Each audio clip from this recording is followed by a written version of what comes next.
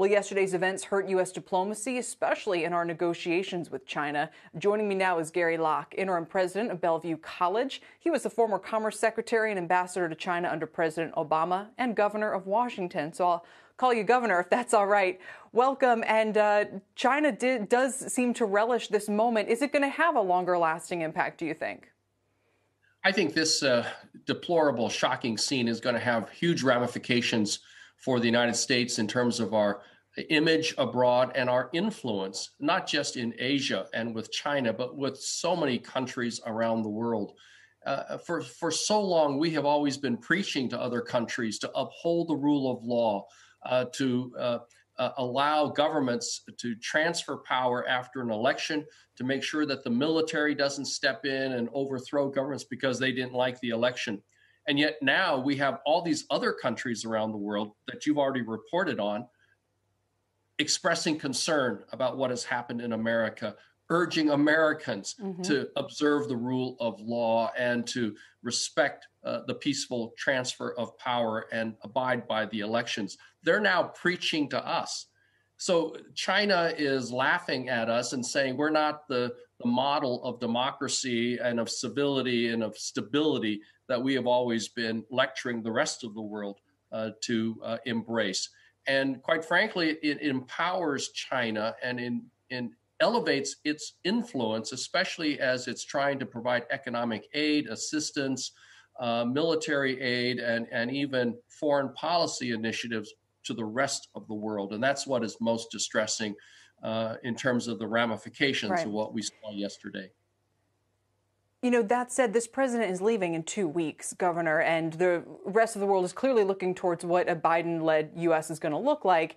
And perhaps the biggest challenge for the next president is whether he is going to be ultimately appeasing, I would call them rivals like China, by sort of doing what the rest of the world would prefer in terms of, you know, coming to a consensus and our dealings, maybe softening the tone a little bit and all of that kind of thing. Or if that ends up being a more powerful way of negotiating, kind of tilting the power balance back towards the West. It's going to be a difficult balance for him to strike, don't you think? Well, certainly American government and American businesses and American workers have long had grievances about the trade and economic policies of China. They are not following their promises when they joined the WTO. They're not following international rules. And so these concerns that America has are very, very legitimate. But the Trump policy or approach strategy has backfired. It has not caused China to change any of their policies that we're very upset about, whether it's rule of law, theft of intellectual property, unfair trade policies, and unfair government subsidies toward their businesses. At the same time, American consumers, because of the tariffs on all Chinese goods coming into the United States, has cost the American household on average, according to the New York Fed and even Wall Street Journal and many other publications, $800 to $1,000 more per family per year. At the same time, our allies, who are now supplying these products to China, and those European products are not facing tariffs imposed by China. So the goods from European countries and our allies are actually cheaper compared to the American goods, which means that our competitors, our allies, are actually reaping the benefits of this trade war.